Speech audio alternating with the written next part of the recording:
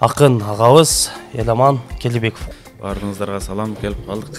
Бул сөздөр айтылбаш керек эле деген маселелер болуп калса керек. Эле чоң сиздин устатыңыз менен сүрүшүп айтышып жүргөн да. Анан бир убакта келип туруп экөөңүздөр айтышып калдыңыздар. Кызыктын көбү ошол жерде да болсо керек. Ыраазы болом. Жылт деген бир нерселер болот. Эламан китеп оку, ушундай деп. Ашыкча болуп кеттиң окшойт дини. Чоң акындар айтпаган нерселерди айтып кетет да арасында. Бул биздин мындай бир караганда артыкчылыгыбыз да экен да көрсөтчү.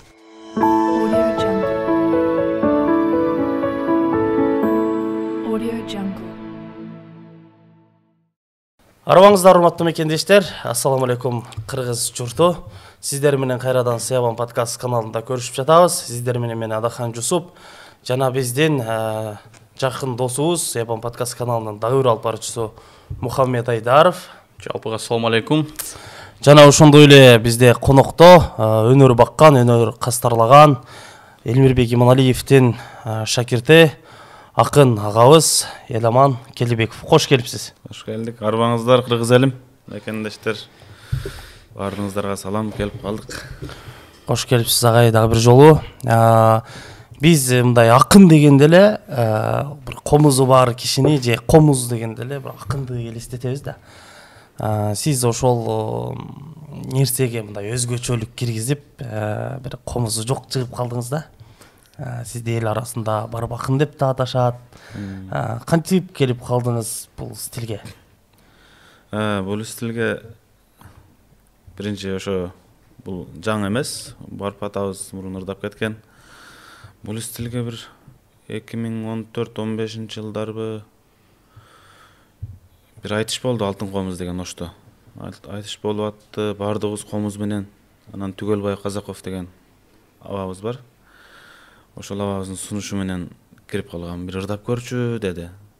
Анан ырдап көрдүм, өзүмө дагы жакты. Ошондо көп эле акынды жеңип салганмын. Ошо биринчи эле салганымда. Биринчи жолу. Кийин ошол боюнча калып кеттим. Устатым дагы айтты, ушуну таштабай эле кой. Сага жарашат экен деди. Өзүмө дагы жакты. Комуз чертип отурбайм. Комуз күйлөп отурбайм. Ушунда бир жака барсам көтөрүп жүрбөйм. Өзүм кете берем. Чапанды алсаңыз болду. Чапанды алсам болду. Куралы ошол. Так, мен Эламан акын же Эламан мырза эмес, оригиналдуу кылып Эламан ака деп кайрылайын деп атам. Себеби көз жердеш экенбиз, Эламан ака көз. Анан мен сурай турган нерсе бир аз балалыгын сурайын деп атам. Кай жерде өстү, эмне кылып өстү, андан кийинки азыр жашоосу тууралуу бир аз сурагым келип атат. Себеби мен өзүм Баткенден болом, мен дагы Баткенде өстүм, Баткенде жүрдүм. Анан Баткендин турмушу башка жерлерге караганда кичине өзгөчөрөөк да. Турмуш таржымалыбыз дейбизби, балалыгыбыз башкачараак өтөт да. Анан сиздин балалыгыңыз кайсыл айылда өттү эле, анан кандай эмеде өттү, мектебиңиз мектепте кандай окудуңуз, ошол тууралуу жалпы эле сөз кылып берсеңиз. Себеби балалыгыңыз тууралуу биз карап көрдүк, көп жерде анча маалымат жок экен. Өзүм дагы балалыкта айта турган узун нерсем жок. Кыскача эле айтсам, ошо Баткенде бир Маргун деген айыл бар, Лейлектин бир четинде, чек арага жакын айылдардан болуп кетет. Ошол жакта туулдум, балалыгым. Ошол айылдан эле чыккан эмесмин. Айылда өттү, 3-класстарга чейин жакшы окудум, жалаң 5ке. Андан кийин 3-4 болуп өзү мындай тартип бузула баштайт го. Кийин 6-классты бүткөндөн кийин Себат деген окуу жай бар эле. Ошол жака кайсы шаарга? Кадамжайда бар. Кадамжайда бар. Кимде Кадамжайда бар? Азыр Сапат болуп кетти. Ошол жака өтүп кеткенмин. Бирок эң начар эле окуучу дем, бирок тесттен өтүп кеткенмин да, айыл боюнча. Бул нерсе, бул маалыматты мен билбейт экенбиз, бирок өтө кызыктуу маалымат. Анан 9-ду бүткөнчө окудум. Анан 9-ду бүтүп дагы башка университеттерге кеттим. Бирок бир да университетти бүткөн жокмун да. Себеби 9-ду бүткөндөн кийин айтыштарды көрүп, айтыштарга кызыга баштадым. Университетте отурам, орусча сабак өтүлөт го. Орусча үйрөнүп алган дагы жокмун. Себеби укпайт элем да. Бул баткендиктер үчүн наушникти салып алып айтыш көрөт дем. Наушник жок болсо ушу баягы кытайский телефондор болот эле биздин. 2009-2010. ошону салып алып туруп эле айтыш көрүп айтышууга берет элем. Жатсам турсам ушу тажабайт элем да. Башым ооруп кетет да, айтыштан эмес, ушу телефондон кулактан ооруп кетет эле. Же ошонун жукту, же Кудай таала ошо айтышка сүйүүнү өтө берип салган окшойт деп коем. Ошондон болсо керек. Кийин 2014-13-төрө келип калдым устатыбыздын колуна. Келип саламдаштым, өтүп кеттим. Биринчи саламдашырдатып көрүп өткөрөт да. Саламдашырдатып көрүп өттүм. Ошондон бери устатыбыздын көзү өткөнчө устатыбызды ээрчип жүрдүм. Аябай жакшы акындык деп калдыңыз. Акындардын стили тууралуу сүйлөп кеттик. Элеман ака өзү комузсуз ырдайт, өзгөчө стиль. Негизи бул мен көргөндө да аябай таң калгам. Бул комузсуз кандай болот депчи. Анан мен сурай турган нерсе бул да. Мен көп эле мен дагы айтыштарды аябай көрөм. Сиздин ошол Иззат Айдаркулова менен айтышканыңыз болобу, же казак акыны Алтынай беле, ошону менен казак кыз менен айтышканыңыз бар да. 2019-жыл болуш керек, адашпасам, чоң айтышканыңыз бар да. Өрүк какты эле жей берем, алым кетип барат саңа, алма какты эле жей берем. Батыр чубактың айтып, эжебизден ыракты, ажы чубактың айтып, кызытып койду көрүнөт, дараты бар кулакты, жеп койгондорун айтып, жездеме салбайм суракты, үнүң деле жебесе, 3 аял алам дебесе, ырың деле жебесе, 2 аял алам дебесең, аң элибиз сүйөт чубакты. Ишкыбызды козгогон ырларыңыз жаманго, жездем деле түшүнөт, чубак делең адамго. Айланайын жездеке, бир тазаба жутуп келсеңиз, мен делең ырда бүтүп каламго. Жүрөгүңдүн эсин тап, элеман жүрө бербей келдиреп. Эстүү чыксаң алганың сени ээрчитип жүрүп мал кылат.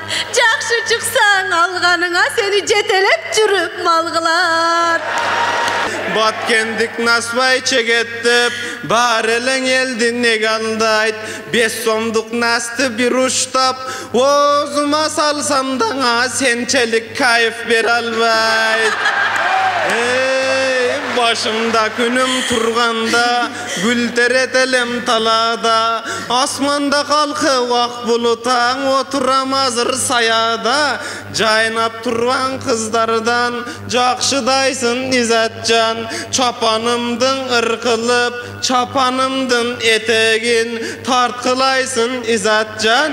Данегимди чаккын деп таш сурайсың Изатжан, көлүңө кайык сала албайм, көйкөлүп жаткан көлүңдөңө пароход бар Изатжан. Бирок өзүңүзгө жетүүгө менде караход бар Изатжан. Данегиңе ташым жок, молодоймун мен азыра, менде малаток бар Изатжан. Көбүнчө ошол эң кызык мындай топ жарган айтыштарыңыздын бириден экен да ошолорчу. Көрүп чыктым. Анан сиздерди негизи кандай критерий боюнча мындай баалайт дегеним да, себеби ал жерде карап көрсөк, эми уят болсо да айтайын, мындай 18+ деген эмелер менин оюмча аябай көп кеткендей болду да. Мисалы сиз жанагы өрүк какып жегим келбей калды, анан өрүк жегим келе атат. Жанагы молоток деп айтышты. Ошол бул казак кыз менен анча байкалбаптыр, бирок Иззат Айдаркулова менен аябай эле байкалган да. Жана жездем чыгып турбайсызбы, сиз келгичеңиз мен бир жырга алайын деген сөздөр да. Ушул негизи акындыкта ушул айтып жатканда эмнени ойлоп айтасыңар, же бул мааниси каяка кетет? Бул жакта уккан адамга биринчи эле ой өзү жаман нерсеге кетет да, сразу эле ошол жака кете деген да. Ушул тууралуу. Кама ошо ойлогон жагыңа эле кетет го. Анда туура эле ойлопмун да. Мындай акындар эми калыстар отурганда, калыстар караганда, ал калыстар деген мындай профессионал калыстар отурат да.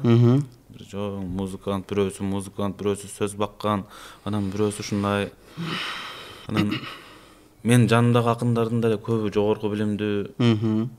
музыкалдык жактан жакшы тон деген нерсени түшүнөт, нота деген түшүнөт. Мен тонду дагы, нотаны дагы, анан комузду дагы жакшы черте албайм. Каңгылдатып эле уруп жүрөйм да. Музыканттар көрсө сөгөт да. Ошондой анан ушу мен мындай сөз тапканым боюнча эле бааласа керек деп ойлойм, баалаш жагынан келгенде. Анан мага эркек менен айтышкан кыйын да. Анан жөн деле бир жерге барып тойго дагы чыкпайм жакшы. Мындай тууган болсо чыгып ыртап коем, куттуктап. Бул тууралуу негизи Изат Айдаткуловдун айтканы бар экен, эми бул кыздар менен көргөндө шыгы башкача ачылат депчи. Аял кишилер менен жакшы бере албайм да. Билбейм, башкача бир өзүм дагы жыргайм ошол айтыштан. Кыйын эмес да мага жыргап дагы бир кыз. Любой эле моментте кыз болсо мен жакшы айтыш куруп бере алам. Билбейм неге экенин. Түшүнүктүү. Демек, жанакы биз айткан нерселер негизи туура дагы жагы бар экен анда, биздин ой кеткен нерселер. Себеби эмнеге муну айтып атам? Биз акындар айтышып атканда, бул эми баягы баары бир эме да, бул өтө формалдуу тартипте өтөт го, баягы кандай десем, акындар мындай көбүнчө мындай адабий сөздөрдү колдонуп, анан көп жерден мисалы фильтр кылып, мисалы көп сөздөрдү көчөдө көп сөздөрдү кошпойт. Анан өтө бир мындай ойдун эмесин, каймагын жеткизгенге аракет кылат да. Анан башка акындарда деле бар экен, бирок Элеман акадан мен бул нерсени, может, же бул кишинин көбүрөөк көргөнүмө айтыштарыны, ушул кишиден ушул нерсени көбүрөөк байкадым да, мындай. Ушул нерсе, бирок бул элге негизи мындай жагат дагы экен, анан аябай күлкүлүү да чыгыптыр да. Аябай бир пик деп коебузго, баягы бир чокусуна жеткизип айтып турганда мындай ошол эле кезде айткан, бирок уят кылбай, уят сөздөрдү кошпой, бирок ошончо деңгээлге жеткизген да. Бул негизи эми турмушта бар эле нерсе, ал жашырганда эмне бир акындын айтканы бар го, баягы биз акындар чындыгында кокуйбуз. Мас болгондо жаш болуп окуйбуз. Сүрбөй өмүр өтөбүз деп чочубай, сүйбөй өлүп кетебиз деп чочуйбуз деген. Бул дагы бир баягы уят сөздөрдү колдонбой деп атасың го. Уят сөздөрдү колдонбой, бирок ошондой пикке алып чыгыш дагы бул сөз баккан бир өнөр да, бул өзү бир талант да. Мага анан сизден мындай нерсе сурагым келип жатат, жанагы комуз черте албайм деп калдыңыз. Негизи комуз черте аласызбы? Кандай аспаптарда ойной аласыз? Бир музыкалык билим алган учуруңуз болду? Аябай күлкүнүчтүү учурат окшойт. Эч кандай аспапта ойной албайм.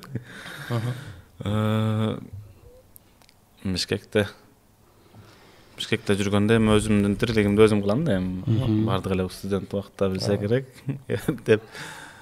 Бишкекте шивия тармагы жакшы өнүккөн го. Башында бүтүк бир нерсе болуп иштедим, анан мындай карасам колумдан келе тургандай кийин тигүүчү болуп кеттим анан. Ошентип бул негизи жакшы өнөр, бул тигичилик дагы жакшы өнөр. Комуз, мисалы комуз черте албай калган учуруңузда же комузсуз ырдаганыңызда кайсы аспапта жакшы ойнойсуз дегенден айтып атам да. Мен үтүктө, анан швейный машинкаларда жакшы ойнойм. Ошол жакта мен мындай устатыңыздын оюн билгим келип жатат да. Эмне деп айтчу эле ошол убактарда? Комуз үйрөн деп айтчу эле.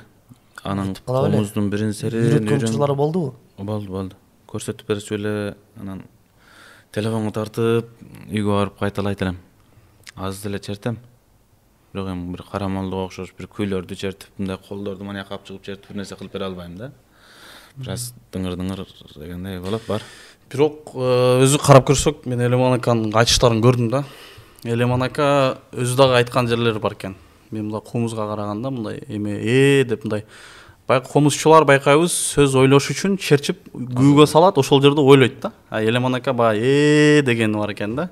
Ушул дегенде, по-моему, сиз ойлоносуз, ушул жеринен бул кишиге мындай кандай десек, илхом дейбизби, сөздөр ошол учурда чем комузга караганда мындай жакшыраак келет да. Ошол, бирок кантсе дагы сиз баягы акындардын четкен күйлөрүн мен негизи музыкалык аспаптарды түшүнбөйм, өзүм мындай чертпейм деле, бирок айта кетчү нерсе, жана акындардын четкен күйлөрү өтө кыйындай эмес дей да. Кыйын эмес.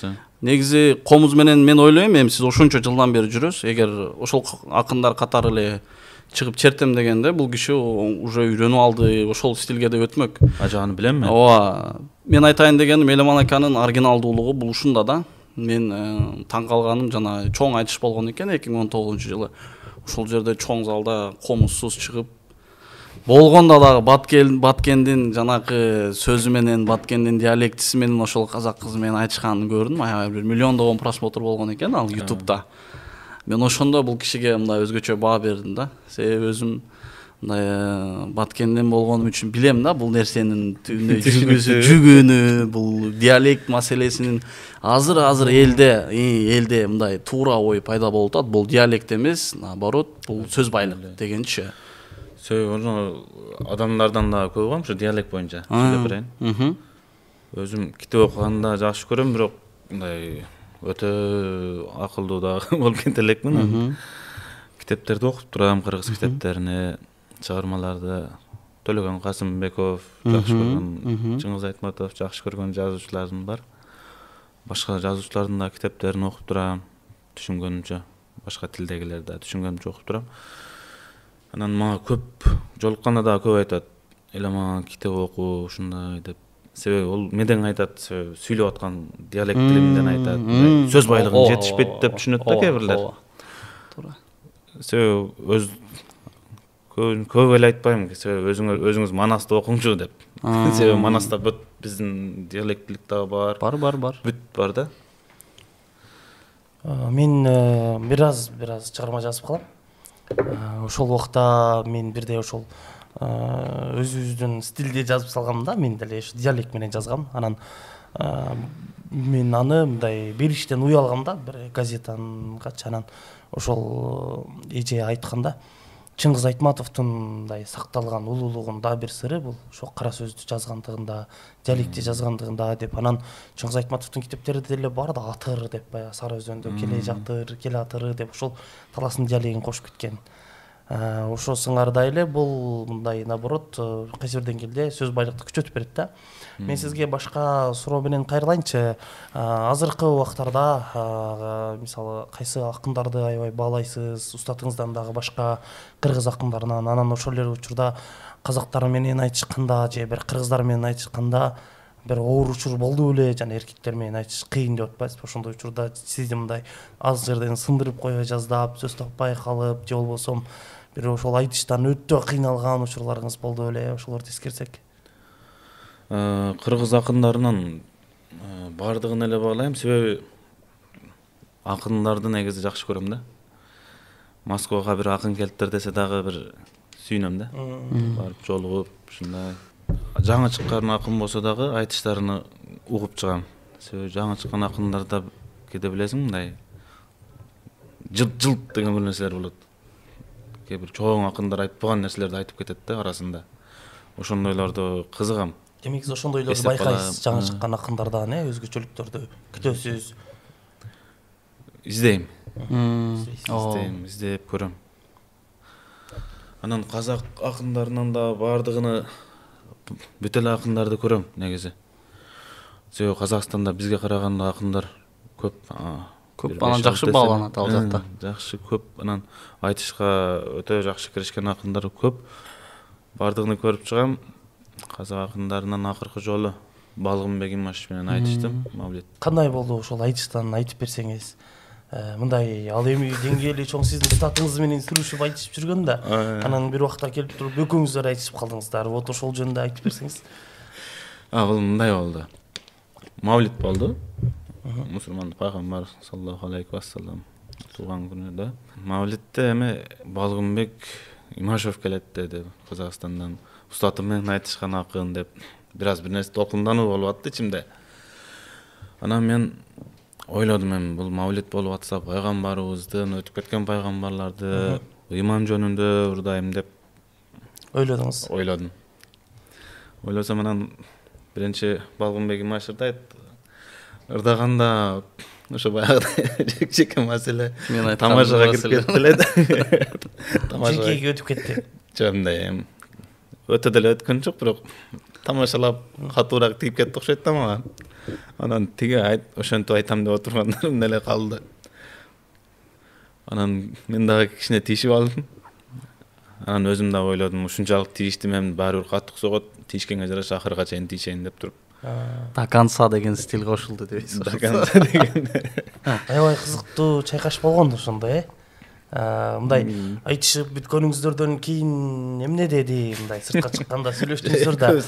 Күлүшүп эле мындай сизди мындай мисалы комуз жок айтышасыз да, казак акындарын деле ою мындай баалап таң калган учурлары болдубу? Балымбек Имашка абабызга ыраазы болгон жерим өтө жакшы бата берди. Ошо батаны угуп коем көбүнчө. 2 жолу угуп кээде 2 жолу угуп коем. Жакшы бата берди. Ыраазы болгон жерим. Себеби мындай батаны көп эле акынга насип кыла бербесе керек деп сүйүнөм да өзүнчө мен. Көп айтыштарды көрөм, бирок ушул батаны жакшы алдым деп ыраазы болом. Негизи өнөр адамдары ушундай батага, анан баягы жакшы сөздөргө, шакирттерге айтылган сөздөргө жакшы маани берет. Ал нерсени байкап жүрөм. Ошол жанакы чыккандан кийинки деген маселеге. Баягы сиздин айтыштарыңыздын көбү чугулгандуу да. Мен билем да, анан биздин көргөнүбүз эми бул камерага тартылган ал жерде баары бир эме болот да, көп сөз айтылбайт, бирок сиз айткандай айтыш бүтүп чыккандан кийин кызыктын көбү ошол жерде да болсо керек. Ошол эле мисалы Иззат Айдаркулова менен чыккандан кийин ашыкча болуп кеттиң окшойт иним, же мынчалык болбош керек эле, же мисалы бул сөздөр айтылбаш керек эле деген маселелер болуп калса керек. Бир жолу болду андай.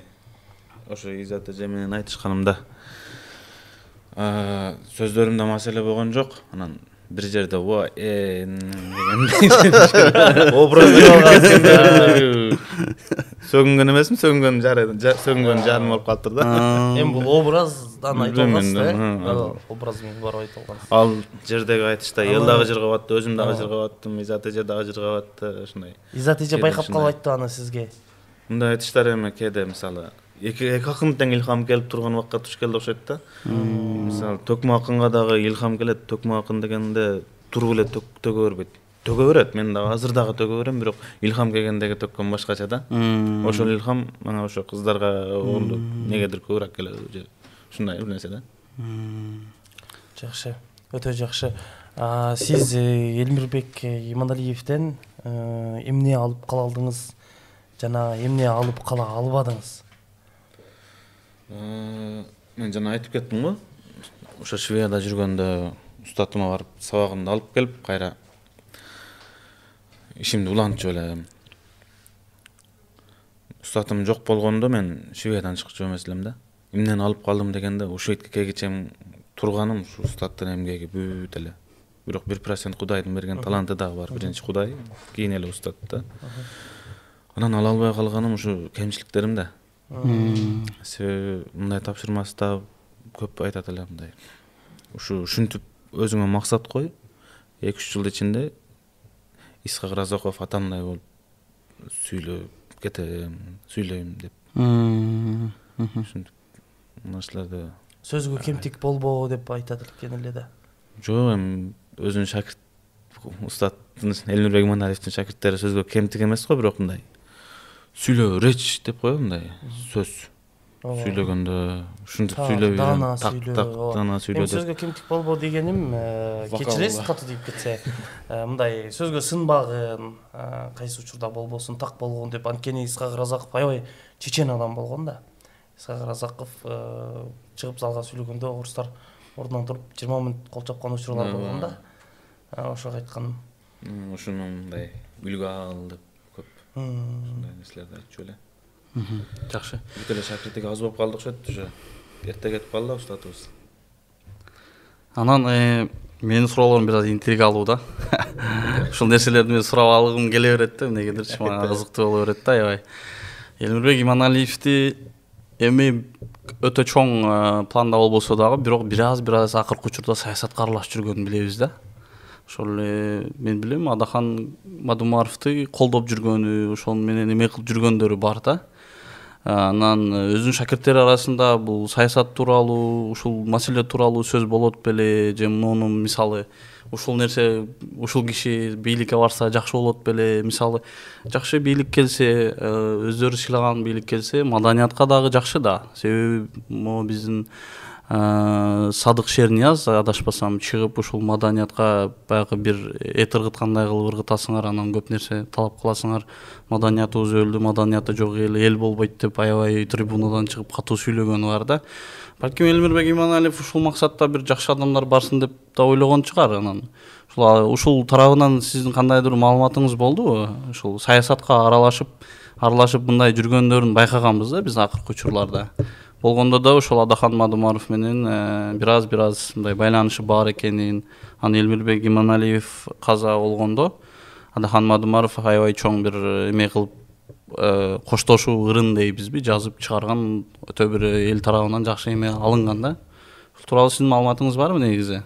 Жок, эми устатыбыз өткөндө көп адам ыр жазып окшойт негизи. Акындардан баштап жазбаган адам дагы жазып берди, ыйлабаган адамдар дагы ыйлады. Карантиндин маалында болуп калса да карантинге карабай канча адам басып кетти. Бардык да энди. Саясат боюнча устатыбыз сизге мындай дейт эле. Муну колдоо же бирөөдүн өзүнүн оюн айтпайт эле. Өзүнүн оюн таңуулабайт дагы эле да. Эгерде сен бир саясатчы жакса, ошону колдоо. Анан ар бириңердин жеке ойлонушка үйрөтөт эле бизди. Жеке. Туура нерсе. Шакирттерин мындай жетелеп алып эле айдай бербейт эле бир жактан. Байкаган жокмун бирөө менен кошулганын же саясатка аралашкан дегенде мынтип айтып берейинчи. Саясатка мындай аралашты, бизди дагы аралаштыр десек, бүт шакирттерине кайрылуу кылат элек. Көп кайрылууларды жазган ова. Кайрылууларды кылат эле устатыбыз. Бизге дагы кылдырат эле.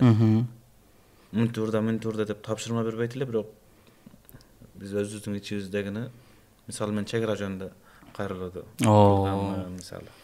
Аны көргөн укканбыз. Жакшы, эми бул сурооду неге бердим? Сизден бир кандайдыр бир саясий эменин алайын деген оюм жок. Просто биздин жашообуз өзү саясат болуп калбадыбы? Анан баягы өнүккөн элдин эли саякаттайт экен, анан жарты элдин эли саясатчы болот деген сөз барбы, баз эмеспи? Айрыкча бул саясат кечиресиздер, маданият адамдары аябай саясатка көп аралашып кетти да, азыр акыркы учурдачы. Буларда эмне бар? Күч, аудитория бар да. Интернетте болсун аябай чоң армиясы бар. Булардын бир кандайдыр кичинекей эле кайрылуулары аябай чоң, мындай кандай десем, резонанс жараткан учурлар көп болуп атат да. Болгондо да маданият адамдары. Бирок мени бир өйткөн нерсе бул маданият адамы, бул саясат башка бар, маданият башка деген түшүнүк бар да мендечи. Анан ушул ар ким өзүнүн оокатын кылса, ар ким өзүнүн тирлигин кылса депчи. Бирок Элмирбек Иманалиевди мен жеке мындай кандай десем, акын жазуучу катары эмес, ошол эле учурда аябай интеллектуалы жогору киши катары билем да, себеби өтө көп билбесем да интервьюларын жооп бергенин, сөзгө аябай бир башкача маани бергенин, салмак менен жооп бергенин билем да. Ошондон улам мен жанакы ошол кишини колдоп атса, демек кандайдыр бир нерселерди ошол киши билсе керек. Демек бир жакшы жака аттанып атат окшойт деген бир ошол убакта ойлор болду эле.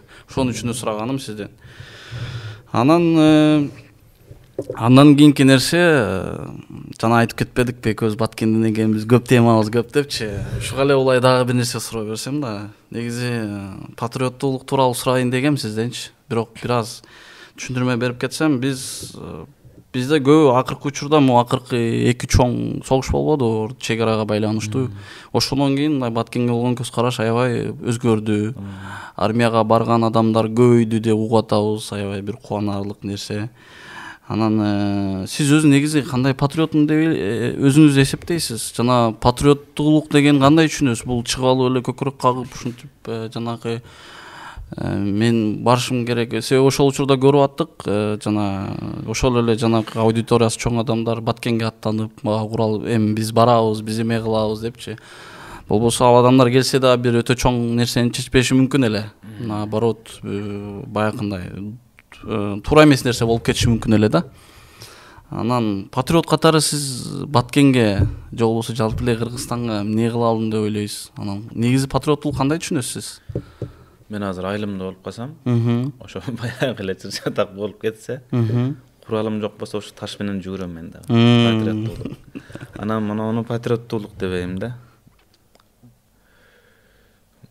Бир кыргыз башка улутта бирөөдү сүйүп калып экөө үйлөнсө мындай аралашканды патриоттулук дебейм, бул көбүлүшүп болуп калат. Аны патриоттулук дебейм, ушу аралаштырбайм да, аракет кылам. Жана таш дебедиңизби? Негизи биздин бир эмебиз Баткендик кишинин айтканы бар, мындай дегени бар экен да. Ал өзү айтып берди да, мен ушинтип студент болуп окуп жүргөнүмдө Баткендикти аябай бир маскаралап, баягы диалектисине асылып, анан турган жерибизге асылып, аябай бир тамаша калышкан экен да. Анан айткан экен ушинтип. Силер бириң нарын, бириң талас, бириң көлдө эч нерсени көрбөй чоңоюп атасыңар. Баткенде ар бир бала төрөлгөндө эле, апасынан төрөлгөндө эле колуна таш кармап түшөт. Ал жердеги турмуш башка, чек араны биз коргоп отурабыз депчи.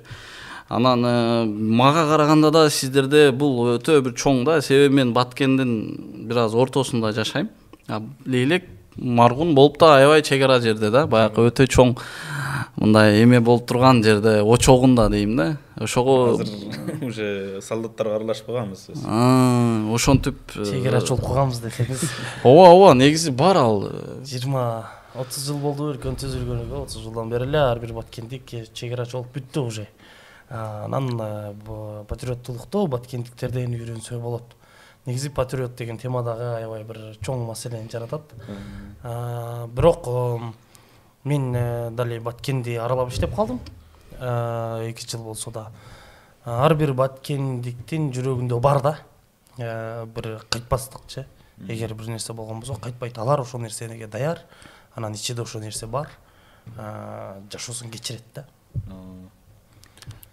Анан бул мындай болуп калды да, биз азыркы учурда медиа аябай өнүгүп, кичине эле чыр болсо интернетке чыгып, бар эл көрүп, о кыргыз деп мындай үйүндө отуруп алып, баягы дивандык баатырлар дейбизби, ар кандай комментарий жазып, барбайсыңарбы деген көбөйүп кетти да. Негизи баткендиктер үчүн биз мындай эле көрүнүш болуп калды деп ойлойм. Себеби ошол эле мамлекетибиз эгемендик алганына 30 жылдан ашып калды. Ошонун арасында канча деген согуш, келишпестиктер аябай эле көп болду да.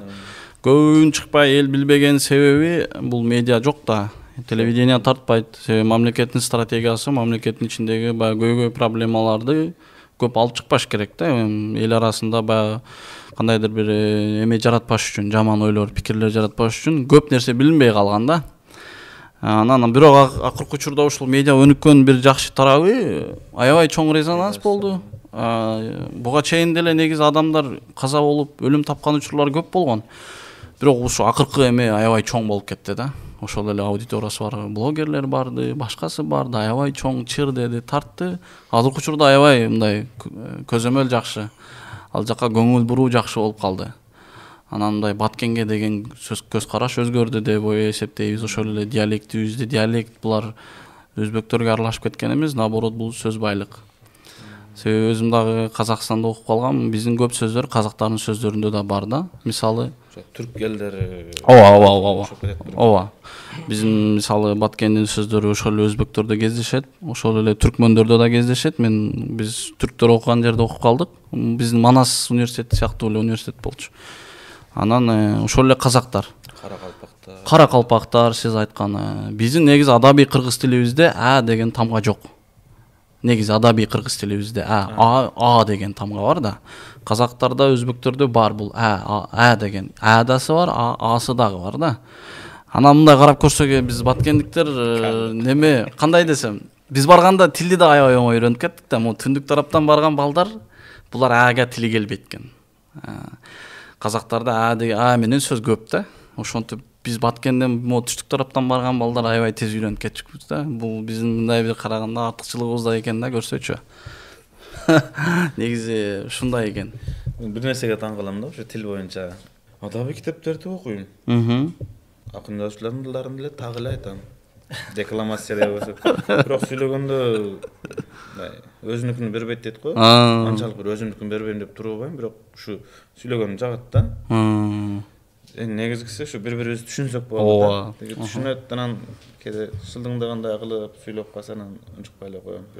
Бул негизи ар бир айттым го баба, Баткендиктин каныга сиңген деп Капыр агайыбызды тааныйсыздар да, Капыр Мадаминов деген агай да, ошол дагы көп жерде сабак берет. Түндүктө, түстүктө, башка жактарда азыр уже за граница чыгып баштады. Агай ошол диалект менен сүйлөйт. Сиз дейт жумшак сүйлөйт, бирок диалект менен. Мощный жеткирет да.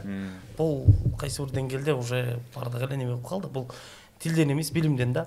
Агай, кайтсак чыгармачылыкка, айтышты сагындыңызбы? Анан ушул өнөр үчүн сиз эмне бере аласыз өзүңүздөн? Кантип күрөшөсүз ушул нерседе? Азыр мисалы мигрант болуп бул жакта жүрөбүз, анан мындай барып кайра айтыш керек да. Ушул жөнүндө айтсаңыз. Айтышты сагынган жокмун. Неге? Үйдө айтыша турган адам бар. Жеңем менен айтышам дейсизби? Илхомда келет дең. Ошо аял киши менен өзү жакшы ачылам деп коем го. Кичине жамактатып үйрөтүп койгом. Чындап айтышасызбы? Ооба. Кичине үйрөтүп койгом да. Экөөңүздөр айтышасыздар, кадимкидей. Сагынганыңызда отур дейсиз. Сагынышты жазып берет да. Үй бүлөдөгү атмосфера башкача болсо керек. Я анда чычалап кетет. Баранда изатыңа дейт да. Чындап айтышып турасызбы? Кичине бар. Өнөргө жакынбы негиз келинчегиңиз? Өнөргө жакын. Өнөргө жакын. Айтыштарды көп угат. Жакшы го. Айтыштарды мындай эгер мына медиа тармагы, мына интернет заман өнүкпөгөндө сагынышым мүмкүн эди азыр. Айтыштарды калтырбай эле бир айтыштын арасында жүргөндө элем азыр. Мисалы YouTube'дан бир нерсе көрө берсең, ошол нерсе чыга берет го. Мисалы ат көрө берсең, ат, машина көрө берсең, машина. Меникиде айтыш чыга берет да. Койгондо эле изат чыгат. Баары чыгат. Койгондо эле кыз жибек чыгат, баары чыгат экен да.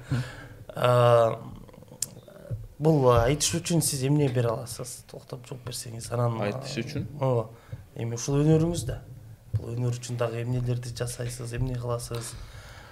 Дагы алдыда Кудай буйрса сизди чоң байгелер күтүп тургандыр. Өнөрдү мен түшүнөм да.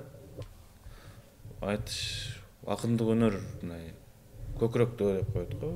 Көкүрөктө дагы эмес ошо кандын арасында ар бир таңымдай ушу буякта денемде жүргөндөй түшүнөм да. Ушундай деп өзү деле мындай таппайсың да. Көкүрөгүмдө эле эмес да мен акындык деген. Ушу денемде сиңип калган полностью. Ал мындай бир эскирип айтышпай койсоң кете турган нерсе эмес экен. Кайра канчалык турган сайын баягы эме деп коет. Вино ушундай жыл өткөн сайын баягыдай күчүгө кирет го. Ушундай бир Кымыз, мисалы. кыймылдабай турган сайын ушундай күчүнө кирип баратат. Бир айтыш боло турган болсо катуу жарылат го бул. Толуп атыпсыз да, демек өзүңүздү азыр айткандай. Анан китептерди окуйм деп калдыңыз. Кайсы китептерди кандай багытта окуйсуз? Проза окуйсузбу? Детектив же ошол эле сүйүү темасы? Башында биринчи китеп окуганда колго келгенде эле уруп окуп кете берет элем. Айгүл Шаршем барбы, башка барбы? Азыр бир аз баягыдай барып анан тандап калат экенсиң да.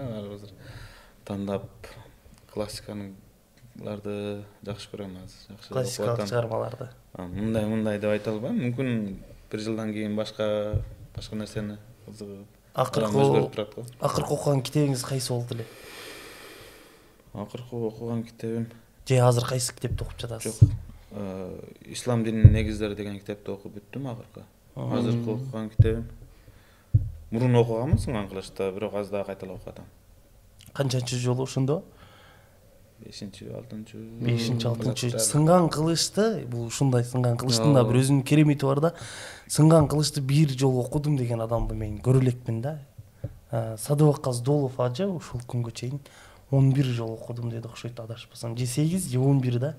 Сиз азыр 5-6 деп жатасыз. Мен өзүм дагы бир 10 жолу окудум да, жок дегендечи. Окубасам дагы постоянно окугам да. Кичине бир нерсе окуганда эле ошону окугам. Бул кыргыздын бир башкача тарыхы жазылганда бул жердечи. Анын үстүнө мага бизден алыс кетпегенирээк тарыхта Курманжан Даткан Убагдагы тарых болгон үчүн да бизге аябай бир мындай кызыктуу болуп көрүнөт да. Ооба. Анан бул китеп тууралуу сөз кылып калбадыкпы, кандай жанрда, кандай китепте депчи. Анан негизи бул китеп тандоо, кандай китепти окуш бул адамдын ошол убактагы мындай ички дүйнөсүндө кандай окуялар болуп атат, айланасында кандай окуялар болуп атат, ошого да байланыштуу деп ойлоп калдым да. Себеби өспүрүм кезде мектеп учурунда мен мындай сүйүү тууралуу көп окучумун да. Мектептеги сүйүү башка сүйүү го, баары бир аз башыбыз баягы сүйүүгө бурулам деп жүргөн учурда ошол тууралуу көп окучумун. Андан кийин көзүбүз ачылып, баягы адамга бир убак мындай суроо келет го, баягы эмнеге жаралдым, эмне кылып жүрөм деп бир баш тупикке киргенде, анан ошол убакта религияны окуп калдык. Религия тууралуу китептерди окудук. Андан кийин болсо азыркы учурда үйлөнүп, анан каражат көбүнчө финанска байланыштуу китептерди окуп калат экенсиң да, ушундай бул. Ооба, мотивация болсун жашоого, ошол эле мисалы жеке өнүктүрүү дейбизби, маркетинг же болбосо финансовый. Көбүрөөк ушул тармакта окуп калат экенсиң да. Менде ушундай тепкич болду да. Анан сиз айтып аткан классика, албетте, классика кетпейт го. Классика өзү айтып тургандай эле, классика бул өлбөйт да эч убакта. Ошон үчүн классика. Ошол эле Сынган Кылыч, ошол эле мисалы дүйнөлүк классикалардан ошол эле мисалы жанакы Дюманын китептери мисалы.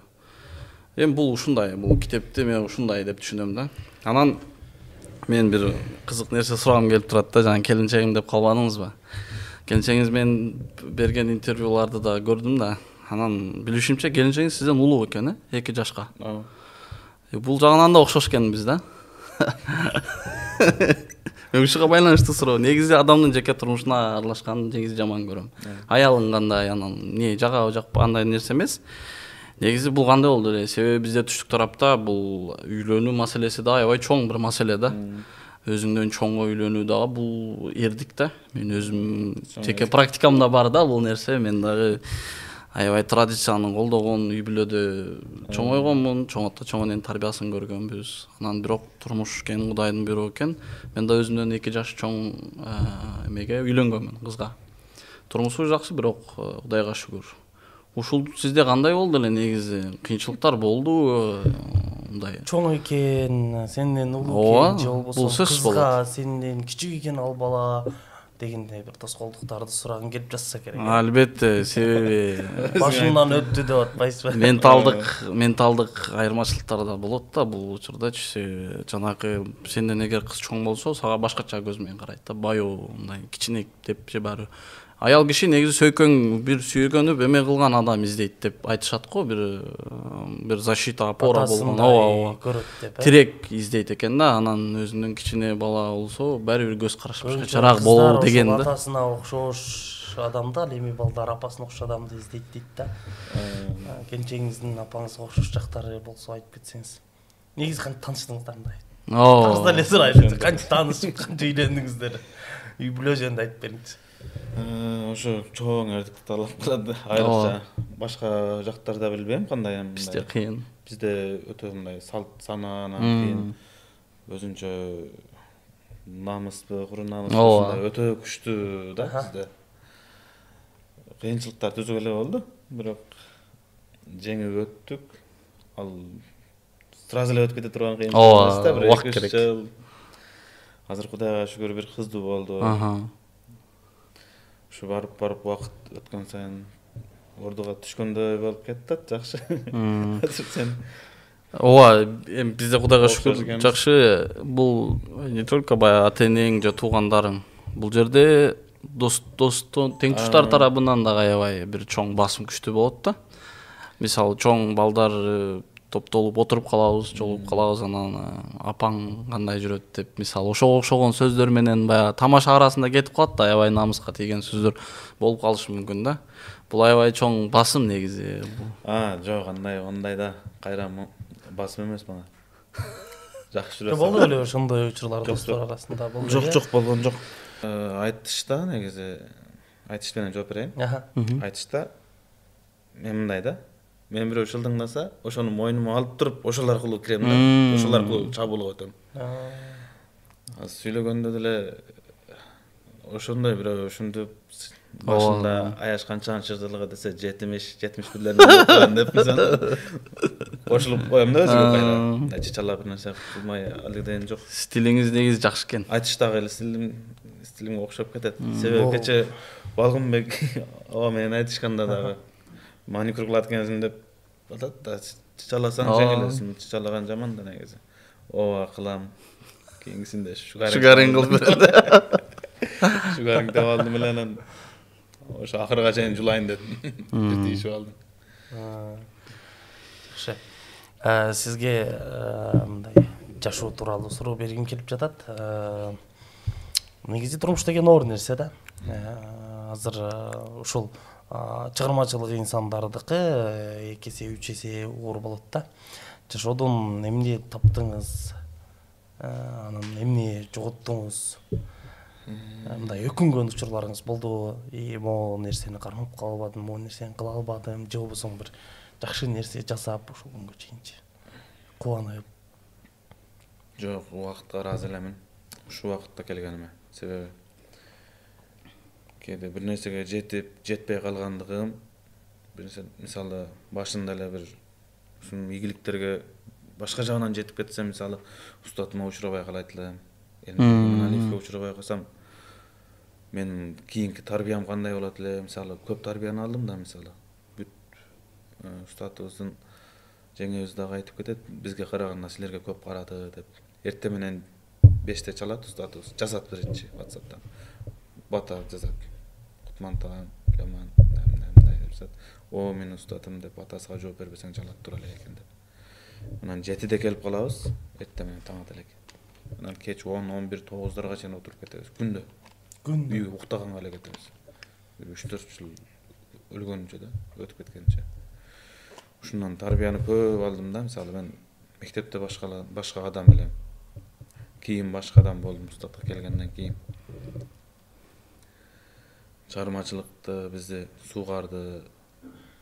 Жөн эле чыгармачылык менен сүйлөшүп отурбайт элек. Ата баладай сүйлөшөт, достой сырдашат эле, биз мисалы бирөө жаап калса да айта берет элек. Тартынбай айтып, кеңири сүйлөшүп, ушинтип. Ошондой эле да. Ошо башкача ушу деңгээлге жеткирди да. Деңгээлге жеткирди деп тантырап отурбайын, эми кайтка жеттим өзүм, канчалык алганымдан да. Жакшы, Лемоныка, анан мен дагы бир кызык нерсе сурагым келип турат да сизден.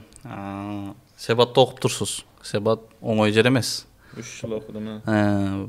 Себатка биз дагы убагында аябай өзүм аракет кылгам. Өткөн бирок контракт аябай чоң болуп, шарт болгон эмес, окута алган эмес.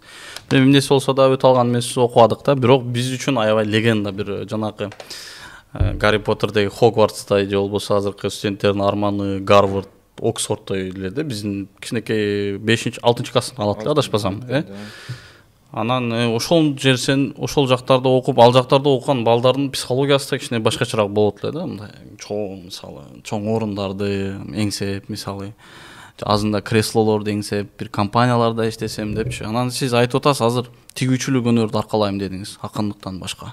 Ушуну менен үй бүлө багасыз. Жок. Ошондо иштечү элем, Бишкекте жүргөндө. Бул жака келгенде дагы 1 жыл 2 жыл иштеп жүрдүм. Асука келгенде дагы. Анан женский тигем. Иш женскийге окшош азыр. Азыр эми көп эркектер тигип азыр уят болбой калды. Биринчи тиккенде жаңа үйрөнгөлү келген келиндер, кыздар көрүп алып таң калып күлчү элем. Бираз ошо иштеп жүрүп бираз азыр кичине салон ачтык, келинчегим экөөбүз. Башында экөөбүз иштедик. Мен үйрөндүм дагы, тез эле үйрөнүп кеттим бир 10 күндө эле үйрөнүп кеттим.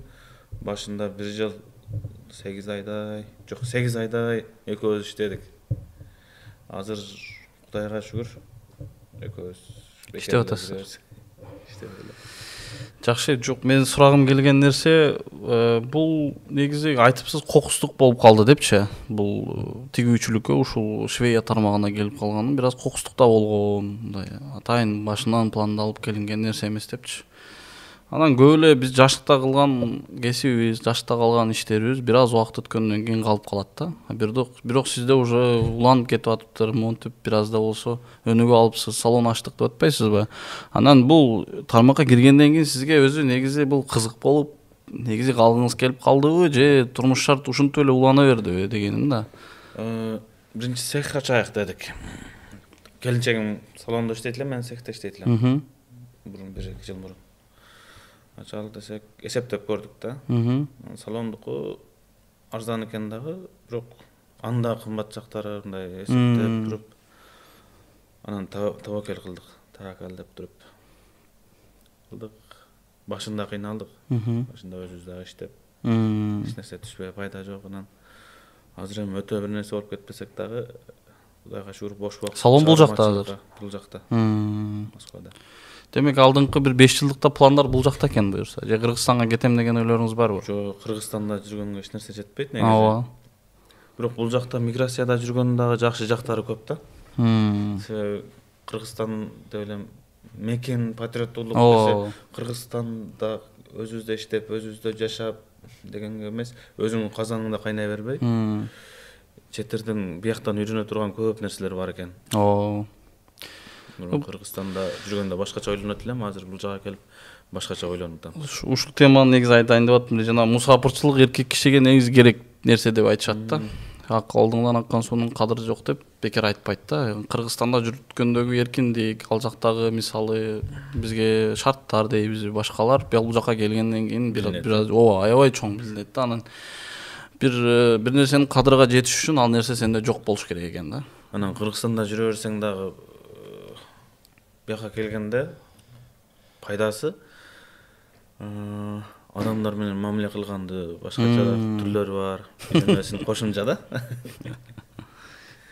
Ооба, негизи эми жактар аябай көп. Сиз айткандай эле эң эле негизгиси бул жакта эмнеси жагат, адамдарды ишкимердүүлүккө үйрөтөт. Аябай жакшы мектеп да. Университетке караганда мен өзүм 2 курстан кийин окубай калдым, турмуш шартка байланыштуу. Бирок азыр өкүнбөйм. Такыр себеби группалаштарым айтат, сен кетип тура кылыпсың, иштеп азыр үй бүлөлүү болуп калдың, бир аз да болсо ишиң бар, жумушуң бар. Биз азыр эми жүрөбүз дейт да. Эми ал деген билим системасын жамандаш эмес, бирок азыркы убакта жагдай ушундай болуп калды дейм да. Анан Москва, ушул Россия бул тармакта аябай жакшы да. Бизди ишке үйрөтөт, аябайчы. Ошол жагынан аябай чоң мындай плюс жактары көп да. Мисалы ошол эле Кыргызстанда жүрүп, сиз мисалы жүргөнгөнүңүздө может салон ачпай калмаксыз да. Кыргызстанда аны мен жетишкендик катары көргөн жокмун. Эми бул негизги ишим чыгармачылык.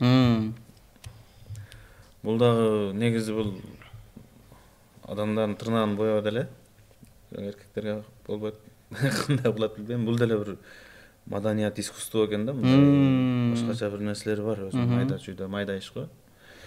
Ошондой мында кылып кете берем, бирок азыр чыгармачылык менен жакшы убакыт болду. Жок, ал нерсе керек. Себеби сиз айткандай бир бизде деле ошондой.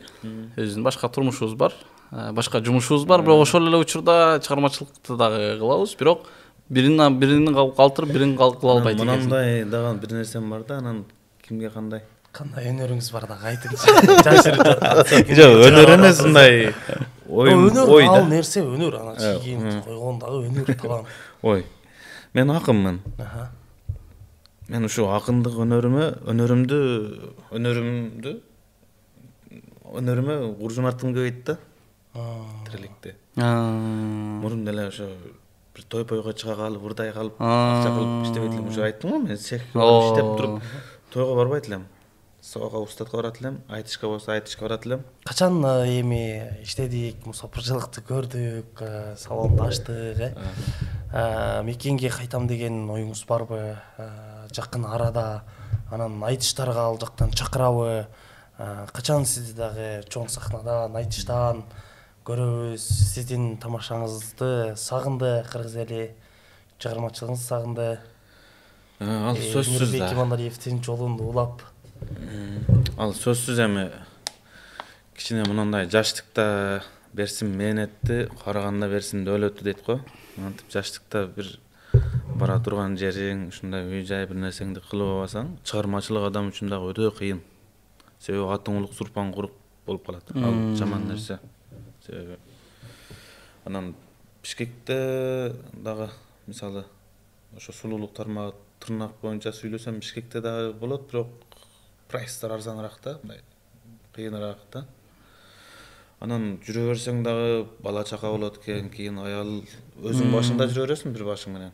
Бир күн ачка, бир күн ток, аялың болот. Силер жебей тургула, кийинки айтыш болчу дебейсиң да.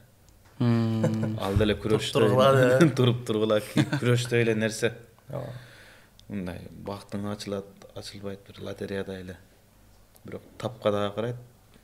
Мен бак жүгүрөт дейт го. Ошондой эле нерсе. Ошого жаштыкта кылбасаң жакшы да. Анан ошолорумду бүтүрүп алып, секин мен дагы барып таям деп коет го. барып чыгармачылыкка башкача киришесиз телефон менен. Жок, мен чыгармачылыкка киришем дебейм. Чыгармачылыктын ичидемин да азыр мен. Жок, эми айтыштарга чакырган учурлар болуп атабы азыр. Кээ айтыш деп. Мисалы байгелер коюлуп атат, туурабы? Чоң-чоң айтыштар уюштурулуп атат, Кыргызстанда чакырат да. Чакырган учурлар болду да. Эми Кыргызстанга кайтып барып ошол жумуштарды жасаш керек да. Албай калган байгелерди. Албай калган байгелерди алып. Жок, андай. Мен айтайын дегеним, Идрис Айтбаев агай Ийипетте жүрөт бүгүнкү күндө, сиз Москвада жүрөсүз, ошондой болсо деле айтыш жакшы болуп жатат ал жакта. Бирок эми элдер, көрөрмандар деген бар да сиздердин өзүңүздөрдүнчү. Алар дагы күтөт экен да. Ошолорго мындай бир жакшы жооп берип койсоңуз. Сиз барам мен Кыргызстанга барганда Байгелер мурункудай эмес, мурункудан дагы жок, байга үчүн мурункудай эмес, мурункудан дагы күчтүү айтыштарды күтсөңүздөр болот, себеби бирок эркектер менен эмес, кыздар менен да. Катуу айтыштарды кылам мен. Себеби билбейм, барган сайын бир тапталып кетип аткандай турат да. Бул чыгармачылык ошондой нерсе негизи. Ошондой нерсе экен. Мындай толот. Күчтүү. Билбейм, картайып көрө элекпиз го, картайганда кандай болот, бирок барган сайын толуп аткандай эле. Эми ал өнөрдү кайтабы же билбейм. өнөр эскербейт деп мен дагы ошондой ойлойм, себеби ошол эле биз билген Балгынбек Имаштагы адашпасам бир 20 жылдан ашуу эле жүрсө керек. Мен Балгынбек Имашты да аябай сыйлайм, өзү мындай дин тармагында дагы аябай күчтүү инсан деп угам. Мындай кээ бир айтыштарында аябай күчтүү жооп берип, аябай элдин мындай кол чабуусуна арналган ошол эле 2010-жылга чейинки бир айтышын билем. Эми бир эмеси менен орус тилинде жалаң айтышканы бар да. Себеби Казакстанда дагы бизде эле көйгөй бар, тил маселеси аябай. Ошол орус тилинде ыргап, буларың биздин казактар казакча билбесе, аны орусча айтып, мен түшүндүрүшүм керек болуп атат, эмне кылайын, орусчам да жетпей атат, бирок аракет кылам деп аябай төккөн жери бар да, бир намыска тие турган. Эми ошонун сыңарындай, бирок ал киши азыркы учурда деле аябай катуу төгөт да. Дин тармагында дагы күчтүү болгон үчүн муну да аралаштырып, аябай бир башкача жылдызы дагы эле өчкөн жок да ал кишининчи. Айткандай ошол айтыштарга келип жүрөт, көрүп жүрөбүз, аябай бир жакшы эми. Жакшы, анда биз кандай десем, сиздин өзгөчө стилиңизди баары унутпайбыз. Сиздин стилиңиз мындай өзгөчө эме, кандай десем, башкача түс бергендей болгон да, сахнагачы. Мен эң эле сүйүнгөн жерим ошол жанагы Баткендин диалектисинде чыгып алып, чоң айтышта аябай залды дүңгүрөтө жарганы аябай мага жаккан да, башкача элес калтырган. Негизи ошондон кийин дагы бир кыйла сындар айтылса керек эле сизге. Көп. Ошончо чоң сахнага чыгып, ал жерде чет жактан келген, кошуна мамлекеттен келген немелер болгон. Ушундай бир нерселер көп айтылат. Негизги сындар ошо. Анда сизге акыркы суроолордон болсун. Чыгармачылыкта, мисалы ушул айтышта мындай сиз атаандашкан же болбосо мындай сиз мындай ушул акын аябай мындай жеңге тийип жүрөтпү? Жок. Мени мындай неме кылышы мүмкүн деген адам ким? Акындардын арасында эми көп акындар. Алы Туткучев бар, Азамат Болгонбаев бар. Бир жерден уруп кетиши мүмкүн дегенби? Вот ошол нерсени айта албай атам да. Азыр мисалы Ахматбек агай аябай катуу чыгып атат, Султанов. Мындай болсо айтышы мүмкүн эле, мага окшогон дагы бирөө чыкса. Комузу жок эле, ушундай бир каяктан кирип келе турган белгисиз адам чыкса, айтышым ошол башкача болуп жүрөт деп. Демек, ал нерселерден мындай сестенбейсиз. Сестенбейм. Чыгасыз, талкалайсыз. Мен сестенгеним бир нерсе, бир эркек акын менен чыгып алсам, сестенгеним корккондук эмес, ушундай жакшы ачыла албай калам да, ушу мен айтыш максатыга образга кире албайт экенсиз да. Жок, айтышым максатыга жетпей калат. Анан кээде жакшы эле айтышам. Себеби айтыш деген экөөбүз айтышсак, сен да күчтүү акын болсоң, айтыш кызыктуу болот да.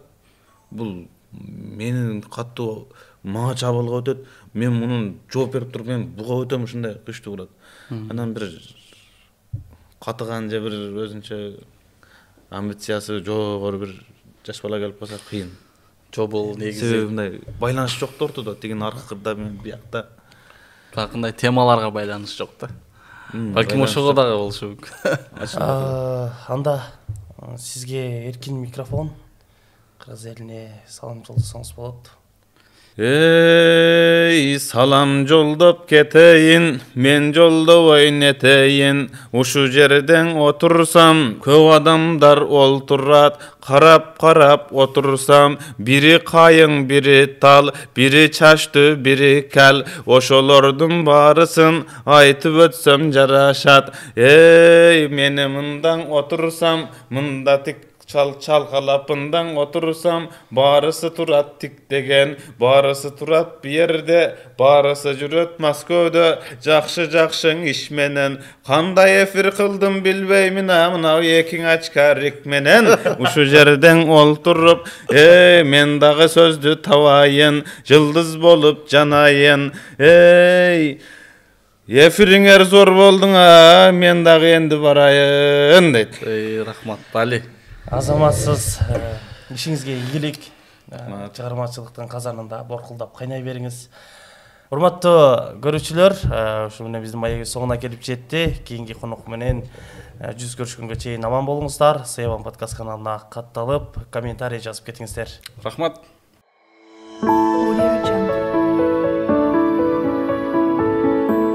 Audio Jungle.